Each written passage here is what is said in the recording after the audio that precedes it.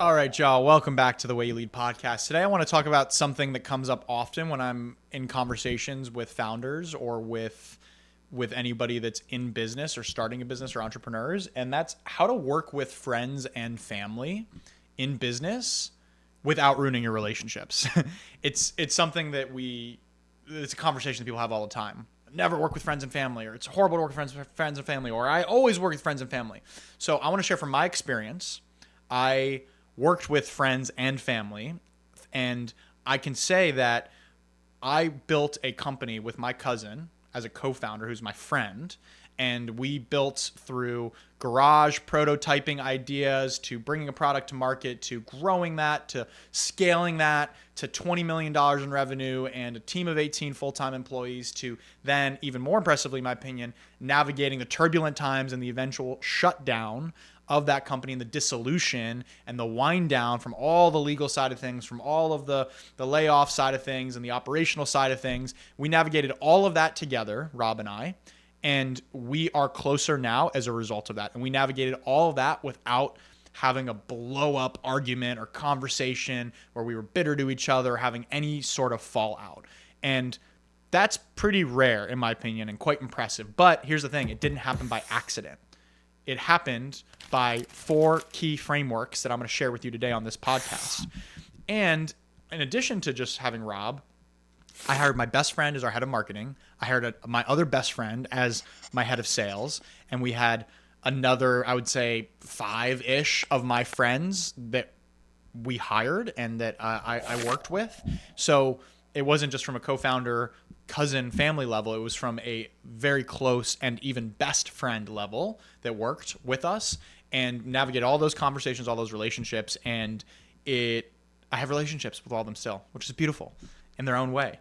So I want to share with you today these 4 things. So it's funny. My brain works in the Office references. For those of you who know me, you know that I'm an Office super fan.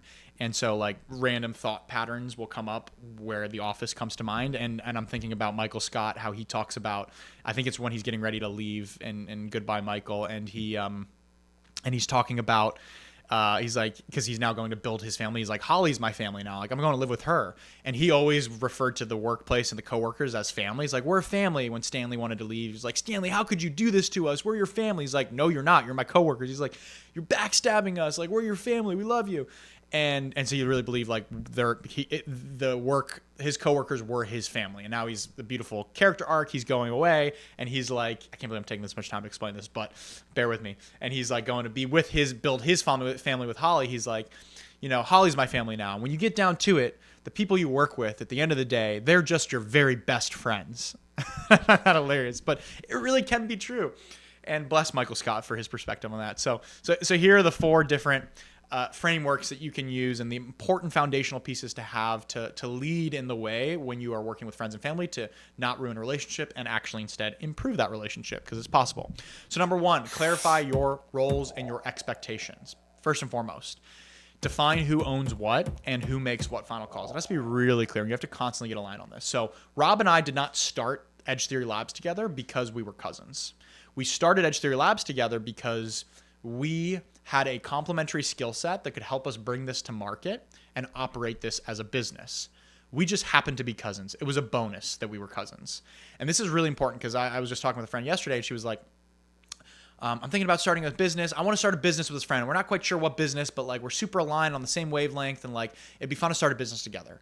And in my mind, I hear red alert, like red flag. Do not do that. That is not the right way to start a business. But it makes sense why we think that, because it's like this is someone I love or someone I trust, or like we have a good relationship and we know each other, so like this can be great. Not the right reason to start a business with someone or become a co-founder with someone. Please do not do that way.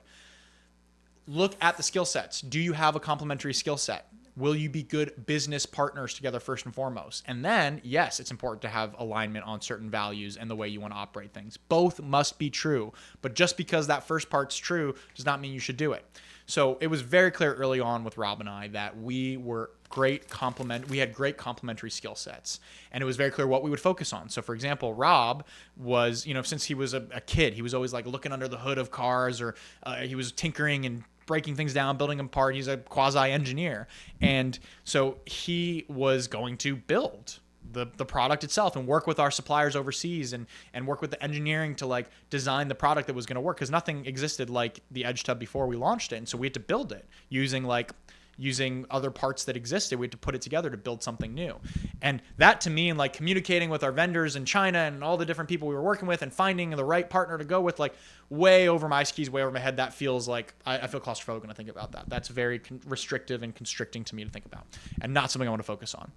Then on the other side of things, when it comes to having a vision for building a brand and telling the story and selling the features in a way that makes sense, like that I find really intriguing and exciting. Or like, how do we build a social media presence that we can really, how do we find the right people to work with? I love that. That excites me. That lights me up. That makes Rob terrified, right? He does not want to focus on doing that whatsoever. The same way I don't want to focus on the stuff that he was doing.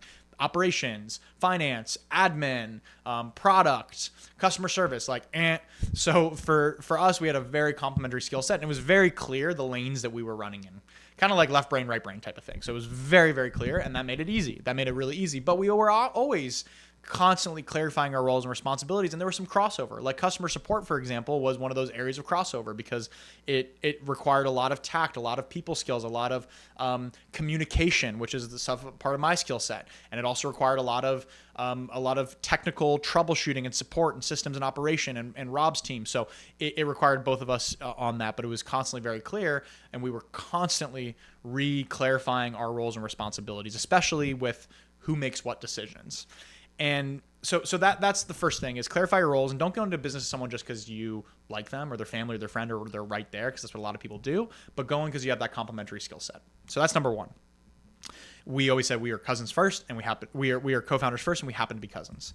Number two is over-communicate your expectations and boundaries. Constantly over-communicate expectations and boundaries. So important. So firstly, starting from a boundary standpoint, like it's important to know, especially if someone's your friend or your cousin, like we would see each other, we'd hang out a lot too, of like, is this like a work conversation, or are we hanging out? Like, to be able to have that separation and discernment between the two was really important for our relationship as friends. And even when it came to working with Kat, for example, who was our director of marketing and one of my closest friends, one thing that I did that was really helpful was I would be like, this is CEO Joshua speaking for a second. Like I would literally this is me putting on my CEO hat for a second. Like, let's have this conversation, or I want to give you feedback from like CEO perspective, who has a certain fiduciary responsibility to our board of directors, to our investors, our shareholders, and the business's best interest. So the way that I show up in that conversation is going to be different than like me as a friend, right? And so I'd be like, all right, this is me putting on my friend Joshua hat. Like, I'm speaking to you as friend Joshua here. Like, let's be real on these couple things, or I want to talk to you as friend Joshua here. Let's go for a walk around the building, but as friend to friend, versus like as our one-on-one energy. And same person, but slightly different perspective. And it's helpful to know where that person is coming from as a friend or as a coworker or co-founder, because there is a healthy separation that we need to have there. So that was very helpful.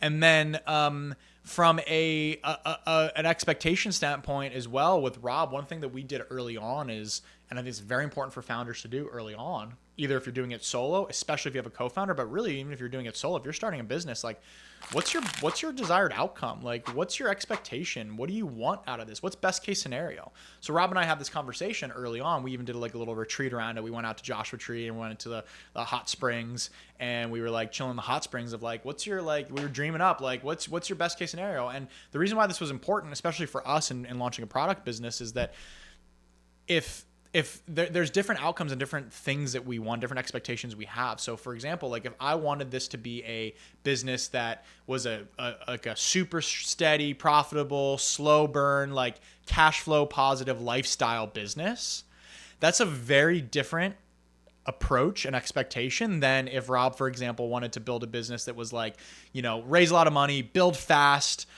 burn fast, and turn it around and sell it in 2 to 3 years for a lot of money and then cash out.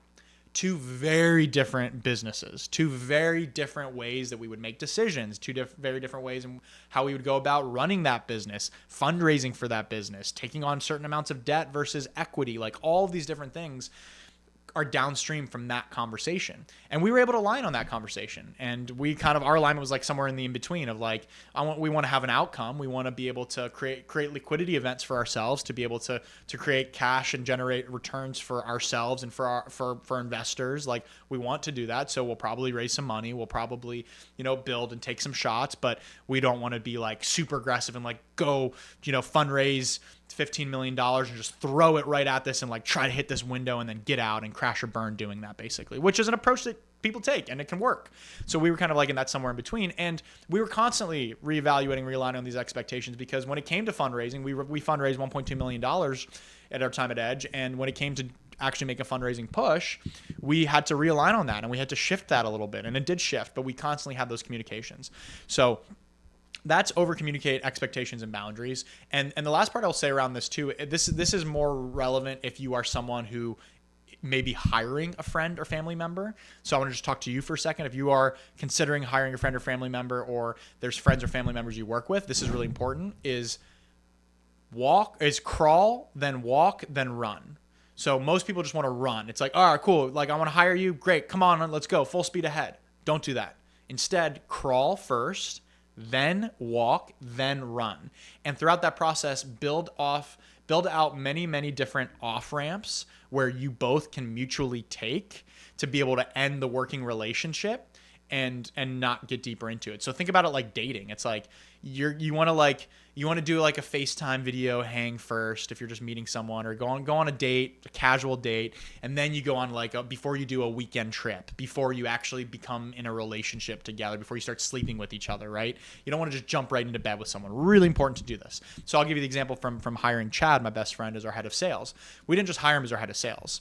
We started working with him step by step along the way until it was clear for both of us this was the right fit and this was going to work out well. So what that looked like was, in the beginning, was like, yo, Chad, let's have you come on, because he had an interest in doing that. I had an interest in bringing him on. I knew that he was going to be a good fit, but it was like, all right, let's court each other. We have a great friendship and living relationship. Like, let's now court each other from a work relationship standpoint to see if we're a good fit for each other. And that's the framing and approach that I would use. And so what that looked like was like, all right, cool, Chad, like let's just get you trained up on a commission-only sales strategy. It's a bit easier with sales, but you can do it with other functions as well. But for sales, it was like, let's get you trained up, like, so you can be able to do sales, so you can do kind of commission-based sales, and we can plug you in here and there. I can hand off a couple sales calls to you, or I can have you help us here with some of the sales overflow that's coming to my calendar, and just see how you like it, see how it is, and I'll coach you up and I'll train you on how to do that, and then you can be there and you can try it out. Great. Cool. He did it. Amazing. He closes a couple sales. Fantastic. Okay. All right. That feels good. I like that. Now let's do a 1 month trial run. Let's do a 1 month trial where for the next month, we'll do a contract together. We'll pay you base, pay you some commission, and you can go a little bit deeper into not only doing some sales calls here, but help us on these couple other sales initiatives. Great. We do that. Amazing. We get back together at the end of the month. He's having a good time. He likes it. We're having a good time. We like it. We're happy with his results. Great. Now let's go into another extended month or 2 months of independent contractor, part-time sales. We'll still kind of ramp you up, and we naturally ramped up until it was like after, I think, 3 months working together. It was 3 months because it was end of November. We started end of August. September, October, November, when we fully extended, here's a full-time W-2 head of sales offer for him. And at that point, it was super exciting to be able to extend that offer. He wanted it. He was ready for it. We wanted it. We were ready for it. And it was fantastic. And so you see, like, along the way, we had very many opportunities to be like, hey, this isn't a fit for the X, Y, or Z reason, or like, let's take this off ramp. You have that opportunity. I have that opportunity. So really good, really important to be able to build those off ramps. So that's number 2, over communicate expectations and boundaries. And I would add kind of the sub to that is build off ramps. Number 3, let me just go back to that build off ramps for a second as well, because that can work in a co-founder relationship of like, let's do this thing and have that hard conversation up front of like, what happens if we get into this and 6 months in, you decide, I don't want to do this anymore, or I decide I don't want to do this anymore. How do we handle that? How do we handle that based on what we've invested? How do we handle that based on what the roles and responsibilities are? Have those difficult conversations up front. You'll thank yourself later. Number 3, create a safe space for hard conversations. if I could sum up one reason why Rob and I did not have a major blow up, we never went to sleep at each other angry. Like you've seen couples, right? Like we never went to bed at each other mad or angry, or we were always able to resolve things. If I could come up with one thing that you could focus on to help you do the same thing, and that I would attribute to that, it's we were willing to have the difficult conversations, and we were not willing to let things fester. So we did that very, very well in a micro and a macro level. Like we literally never once got into a fight because we were willing to have that. The closest that we came to a fight was once we were in an exec meeting, and this was like things were kind of we were in that stagnation point. Things were not looking good from a business perspective, and we were with our executive team, and I was feeling like Rob was super defensive. He was feeling like I was super defensive, but we were just clearly like our energy was like this. It was like very combative. And one thing that I appreciate about Rob and I and our perspective is that we usually always disagreed with each other, but we came to the same conclusion at the end of the day. We had very different opinions on things. I would think, plan A would be the way to go. He would think plan B would be the way to go. And we would usually create a plan C as a result. Or through talking it out, he would end up deciding, you're right, plan A is good. Or I would end up deciding, you're right, plan B is good. Let's go with that. And we never had a hill that we were willing to die on. It was like this way. We were always willing to talk about it. And through talking about it, and this is a big key when working with people, if you're hiring people or executive team members or co-founders, is that you don't want everyone around the table to agree with you all the time. That's not what people are there to do. When you're building a leadership team, you want people that have different perspectives. You want people to disagree with you. Then at the end of the day, you make the right decision. But it's very helpful to have those alternative perspectives. And Rob and I would always have an alternate perspective. And it's funny, but a lot of times we would flip where it was like, I would have the perspective that I would expect him to have, and he would have the perspective that he would expect me to have. Like we would see things from different perspectives. So it was always really helpful, and we played that mirror for each other, which was great. But there was one time in an exec meeting where it was like we were coming at it like this, not just from the perspective, but like the energy. It was very clearly like you're pissing me off. And so instead of letting that fester, like right then and there, I even said, guys, to the rest of the exec team, guys, I'm sorry. Like, Rob, let's step out and have a quick conversation. Like, let's clear this out real quick. And they're like, yeah, please, sure. Because you could feel it in the air. The tension was in the room. It was uncomfortable. Like, nobody wants to be part of that. I didn't like it. Rob didn't like it. The team didn't like it. Not a good look.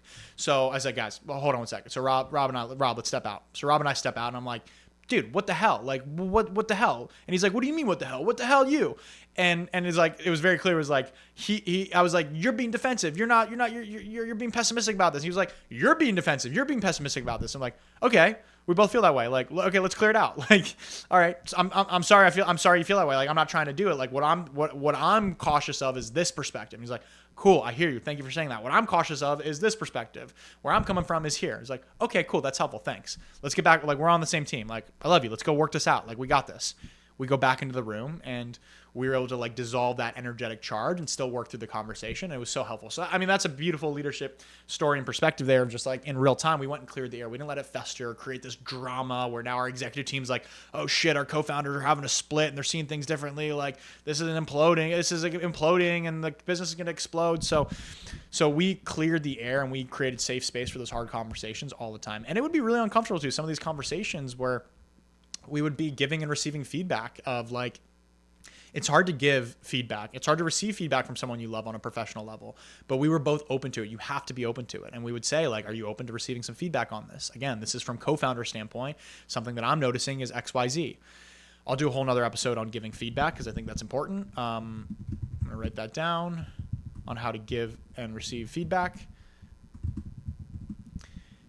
And we were willing to do that. And we were willing to have those difficult conversations. And one thing that always helped was clearing the air. And something that we would say, and this is a helpful communication technique as well, is, hey, Rob, can you help me clear something, please? Because I've got the story in my mind that's tripping me up. Like I've got the story in my mind that it feels like you're wanting to hold us back from going forward with this Sunrise Social Club initiative or this field marketing initiative that I feel really excited about. Like, I feel like you're holding us back there. Like I have a story about that. Can you help me clear that story?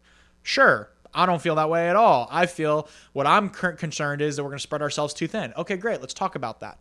Right. So that's a literal real example of how a conversation like that went.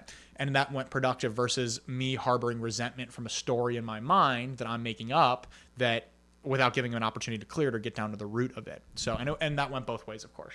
So that's how we were able to create a safe space for having those hard conversations and why that was really important. So that's number 3. Number 4, celebrate the journey. Don't just endure it. This is a huge part when it comes to working with friends and family, is like, celebrate and have fun along the way. Like, it is such a special thing to build something, and it is so much more special to build that when you're having great relationships with people and you have people there that can like enjoy the journey along the ride. Like, I mean, there are certain moments and memories that I will take with me to the absolute grave with every single one of my friends that I worked with at Edge, and especially with Rob. In some of those moments, it's like to have someone that's on the roller coaster with you and in the roller coaster with you that you know is going to be in your life with you, versus just like a work relationship that, oh yeah, we did that business long ago and like now that kind of like is dead over there. But it's like, no, that stays alive, and it's a beautiful thing. So celebrate the journey. Don't just endure it, and celebrate the full spectrum of it. I mean, there's so many moments. Like, I have like little video clips because I was like, I want to remember this in one day in the future, when it's like it's super late at night and Rob and I are still in the conference room, and we're reworking our P&L, and we're reworking our budget for the 10th time that year because we're down, and we're trying to reforecast properly, and we're trying to understand what moves we need to make to cut our budget, and we're in a shitty spot, and we're just like, we're in the grind mode. And I'm like, I want to look back and remember this. So it's like, those are the moments. It's like, let's celebrate this. Like, look what we're doing right now. Like, it's almost midnight and we're still here on a Tuesday night, like trying to hash this out. Like, how cool is that? Or with Kat, when we were building our app and we had those super early mornings talking to our app development team out in Romania, like, and we were there super early, and then we were there till super late as the sun was setting, or she would like buzz out real quick to go pick us up dinner and then bring back, and we were just hashing it out. Like, those are special moments to have, and we became very close to those moments. And so celebrate those moments, celebrate the journey, and then be there for each other as well. I'll never forget one day, there was many days like this, unfortunately. It got hard at the end when we were trying to save this business. But one day I was trying to find Rob. I was like, do you know where Rob is around the office? Like, I see his truck still parked out back. Like, so he didn't drive anywhere. Like where's Rob at? Like, and I'm like going around the office trying to find him. He's not in here. He's not in the conference room. He's not here. And I walk out to the back of the parking lot, and I'm like, he's in his car, and I walk around his car, and he's got his seat back in his car, and he's just like sitting in his car facing the bushes, and he's just like staring off into the abyss with the seat reclined, just in it. And I like knock on the window. I'm like, hey Rob, you good? And he like motions to me. He's like, come on in, come around. So like I walk around and I come in and I sit. And it was a particular tough day. I think we had some layoff conversations coming up, or we had some bad news from our customer service rep, or our manufacturer, or an investor. I can't remember what it was, but we received some like tough news. It was a tough day, and like I just got in the car, and it was just like we just shared a laugh and just like sat with each other in silence for like 10 minutes, and just sat and just felt that together, like just felt that. And that was beautiful to be on that roller coaster of just like to be and share presence in that. And then likewise, like we shared in the highs of getting the green light where we knew we were going on Shark Tank, and like to have that like hype up moment where we were like fist bumping, and we were chest bumping of like, let's go, like we're going on the show, or when we got our lead investor to come in and cut us a check for $500,000, like to be in that celebration moment. And it's a roller coaster. The startup journey, it is a roller coaster and a half. And so to be there and to be with people celebrating along the way, I mean, I could just talk for days about the memories, like with Chad doing our first business meeting together. We went to college together, and we dreamed of one day doing big things. And now our first business trip together is flying out to Chicago to present in front of the MBA Trainers Association, and to like work with these MBA coaches, and to sell them our tubs and our packages so they can travel with it, and to successfully do that, to partner with the LA Clippers to go to drop off the tub, and to meet and talk with these NBA players that we grew up looking